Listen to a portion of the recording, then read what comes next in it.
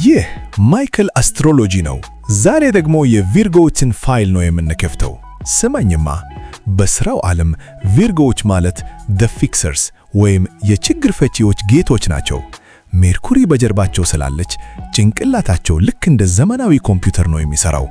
ዳታ ፕሮሰስ ሲያደርጉ እሳት ናቸው። የተበላሸን ነገር ሲያዩ አይረጋጉም። ወዲያውኑ አርመው የተዝረከረከንን ሲስተም አሳይዘው ውስብስብ የተባለውን ችግር በብልሃት ይፈቱታል። ለቪርጎ ስኬት ማለት ዝም ብሎ ውጤት ማምጣት ብቻ አይደለም። ጨዋታው ያለው ኳሊቲ ላይ ነው። ስራን በከፍተኛ ብቃት ያለ እንከንና ጥርት አድርጎ መጨረስ የነሱ ስታይል ነው።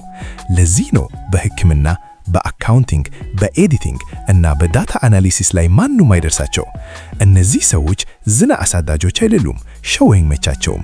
ድምፅ ሳያሰሙ የድርጅቱን ህልውና የተሸከሙ የጀርባ አጥንቶች ናቸው። ሳይለንት ኪለሮች። የነሱ ትልቁ ሀብት ምን እንደሆነ ታውቃለህ? ማንም ያላየውንና የዘለለውን ጥቃቅን ዝርዝር የማየት ብቃታቸው ነው።